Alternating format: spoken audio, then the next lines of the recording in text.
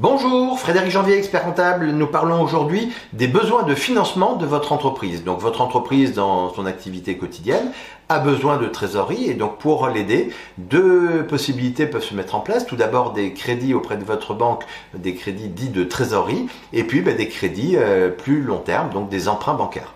Concernant les crédits de trésorerie, le premier des crédits, c'est ce qu'on appelle une facilité de caisse. Donc c'est lorsque vous avez des investissements à faire, mais qui ne nécessitent pas un emprunt, c'est-à-dire qu'ils vont être remboursés relativement rapidement. Donc une campagne de publicité que vous allez faire, des choses comme ça, si vous voulez, qui nécessitent une trésorerie, mais qui va être remboursée relativement rapidement.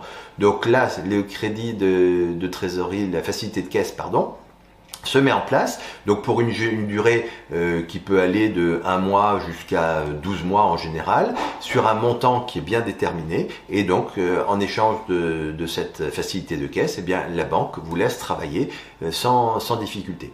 Deuxième possibilité, c'est le découvert bancaire. Donc là aussi, ça vous permet de payer vos fournisseurs, payer vos salariés en attendant qu'un client vous ait lui-même réglé. Donc la facilité de caisse, le découvert bancaire, vous permettent dans ces deux opérations des facilités pour vous développer et pour travailler de manière beaucoup plus sereine dans le quotidien de votre entreprise.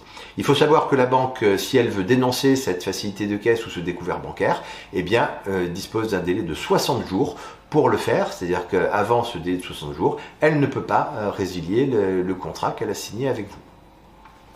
Si ces facilités de caisse ne suffisent pas, à ce moment-là, ce sera la mise en place d'un emprunt bancaire. Donc un emprunt bancaire, c'est une opération qui est plus lourde pour la banque. Elle va nécessiter la constitution d'un véritable dossier. Donc dans ce dossier bancaire, qu'est-ce que vous allez faire ? Vous allez d'abord présenter votre activité de la meilleure manière qui soit. Vous allez présenter l'investissement que vous avez prévu de réaliser, les montants avec des devis bien chiffrés et tout, de manière à ce que la banque sache qu'elle va bien financer quelque chose de réel. Vous allez présenter éventuellement des contrats de clients pour bien justifier que cet investissement va être rentabilisé le plus rapidement possible avec des investissements et des retours sur investissement par le biais de contrats supplémentaires, de chiffres d'affaires supplémentaires que vous allez réaliser.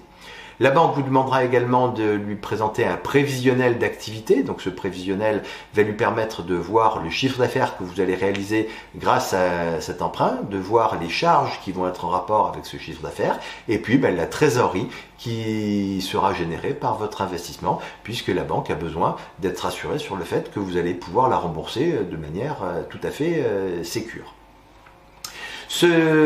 Pour la mise en place de ce crédit bancaire, vous avez la possibilité de faire appel à un expert comptable. C'est le premier conseil de l'entreprise et le premier à vous réaliser des prévisionnels avec vous, de manière à ce que la banque puisse réellement travailler sur votre demande. Vous pouvez vous faire aider également par les conseillers de la Banque de France qui sont présents un petit peu partout sur le territoire national. Vous avez également le réseau des chambres de commerce et des chambres des métiers qui sont là pour vous aider. Et puis, chaque fédération professionnelle peut également vous aider dans ces constitutions de dossiers. Vous avez des questions concernant la mise en place d'un financement sur votre entreprise, vous n'hésitez pas à nous contacter, c'est avec plaisir que nous vous renseignerons. Vous avez apprécié cette vidéo ? Vous la likez, vous la partagez très largement autour de vous auprès des chefs d'entreprise qui pourraient en avoir besoin. Et pour ne manquer aucune actualité, vous n'hésitez pas à vous abonner. À très vite, au revoir.